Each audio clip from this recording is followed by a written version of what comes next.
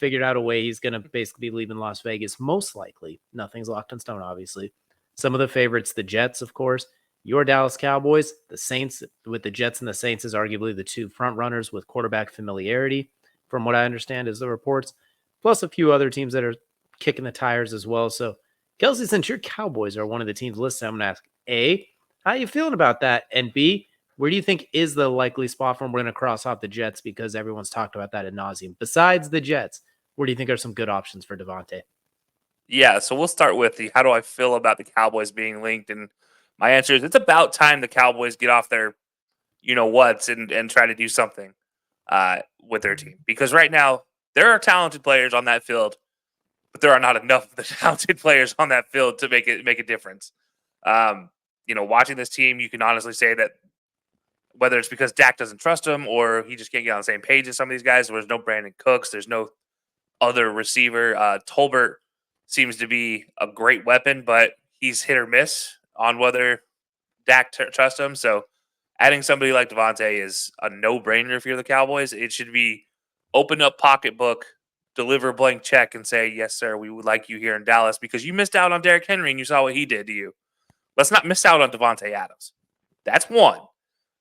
Number two, where is his most likely landing spot? It is not the Dallas Cowboys.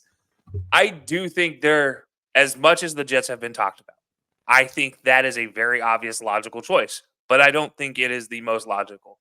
And you mentioned it.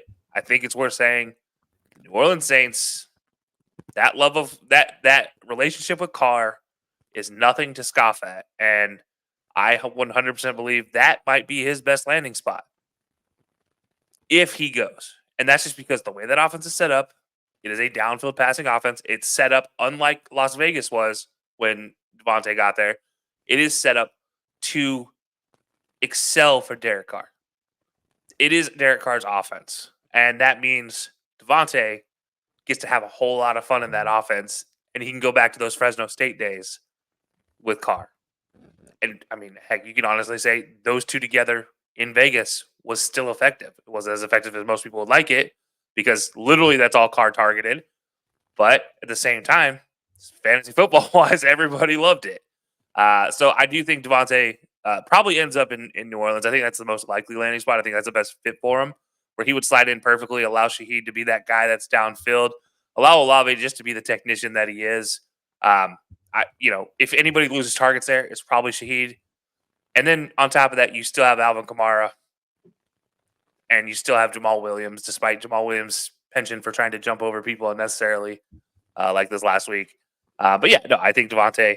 I think him in New Orleans makes a lot of sense. If it doesn't end up being New York, and as much as I don't want to talk about it, I have to include it because it's there. Him and Aaron Rodgers make sense.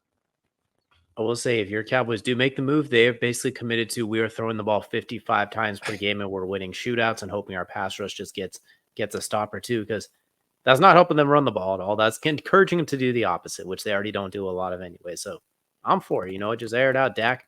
You're dropping back 55 times a game. Make it count. That works for me. That'll be fun. As far as where he goes, obviously we already talked about the Jets as like one. If he does go to the Saints, all Chris Olave fantasy owners get him out, sell him immediately because he's not getting the ball. It's going to be Davante every single play except for the bomb to Shaheed or the check down to Kamara. Olave already has a dead even split with Shaheed as far as targets goes. They're pretty much dead even, if I'm not mistaken. It's like 53 to 54 or something like that. You throw in Davante, who we talked about when they met up in Vegas. Davante led the league in receiving yards that first year. And everybody else that we thought was going to be part of that high-powered offense was non-existent. So that it does make sense from a football perspective. Good luck guarding that, everybody. Fantasy football, get Chris Olave out of there because he's going to be hit or miss every other week. Like 1 week he'll leave you 20, the next week he'll leave you 0.2. Not his fault, but I think that's a good fit. Obviously, the Chiefs and the Chargers would be awesome fits, especially the Chargers, but that's not going to happen because they're in division. So kind of just ignore that one for sure. I do also... My question is, are they going to allow him to stay in the AFC or are they going to try and force him to the NFC too, just so they don't have to do it? If the AFC is an option, I really don't hate the idea of Pittsburgh going after him. You already have George Pickens. Calvin Austin can fly, but I think you've learned Justin Fields can kind of be that guy for you. I think you get Davante Adams that gives you another target. You're a winning team that could use that piece. I think that's a good one. I think Buffalo would be a good option. I just don't think they'd do it. But I think you throw him in there, Khalil Shakir, who's already established as receiver one there, just becomes that much more dangerous. But I just don't think they'd do it or pay for it. And then a sneaky one, too. I don't mind the Cardinals taking a flyer on that one for sure. They're 1-3, so they're not exactly lighting the world on fire. However, they're not really that far behind, considering the rest of the division is also not is 2-2, 3-1, and 0-4. They're right in the thick of it. They haven't even really started. They're 1-0 in the division. Marvin Harrison Jr. is the truth, as we've seen already. Leads the NFL in touchdown receptions. Throwing Davante Adams, it makes Kyler Murray's job a lot easier because you kind of see in those middle quarters it stagnates a lot. Like the first drive, he's scored on every single opening drive so far, if I'm not mistaken. Mm-hmm. And then it kind of stagnates for a while. Throwing Davante, it gets a lot easier. So there's a lot of teams that could use his services. Obviously, the Jets and the Saints have the most sense from the quarterback familiarity. And I think just going somewhere where you know he's going to get targeted and have a chance to win is going to be the big deal. Which is why I think Pittsburgh could be fun, but in the same vein, if you have George Pickens, he's probably going to your bench. As awesome as George Pickens can be, we know Justin Fields finds receiver one and he throws to receiver one. We saw it with DJ Moore last year, almost ad nauseum. We saw it with Darnell Mooney 2 years ago.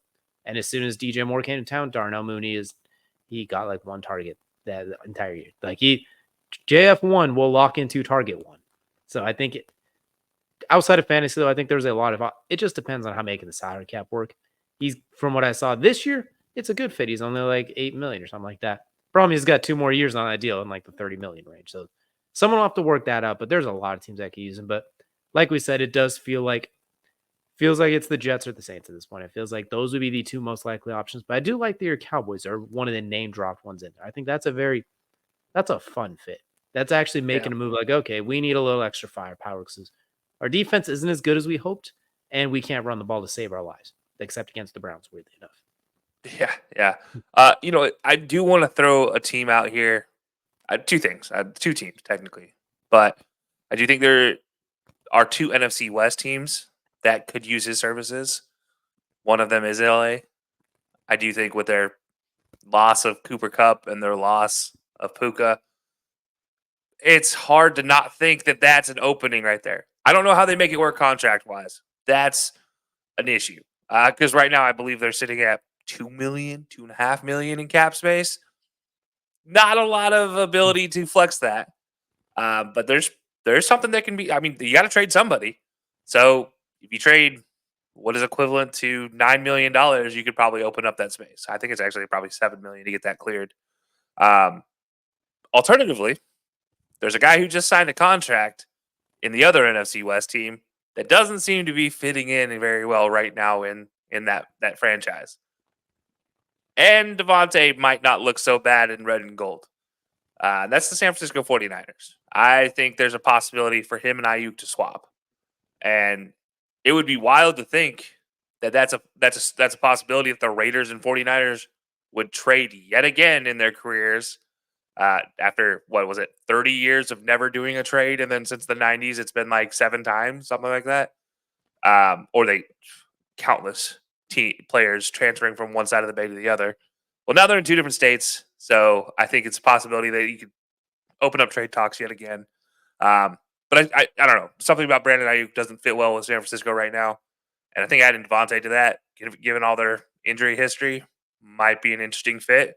And he fits really well with what they want to do with receiving core. He would literally replace Brandon Ayuk at a plus position. It wouldn't be a drop from Ayuk. It wouldn't be a situation like that. He would improve that position quickly. I do think there's some cap space conversations that need to happen there, but that's a possibility too. I'm at this point in time, the Raiders are involved, so I'm not leaving literally anything unturned. There are so many options available because the Raiders will just do whatever except for trade within division. That is the one thing, at least for the most part, they can say they don't do. And thank God for that. What's interesting too with that particular one is Brandon Ayuk did play for Antonio Pierce at Arizona State, if I'm not mistaken, as well. Yep. So a little bit of reunion there, along with their former quarterback Jaden Daniels, who also played at the Arizona State, and the Commanders could be a team to possibly reach out to him as well, pair him with Terry McLaurin. And well, the Commanders, as we're going to talk about here next, they're already doing pretty well without him as it is, sitting at the top of the NFC East.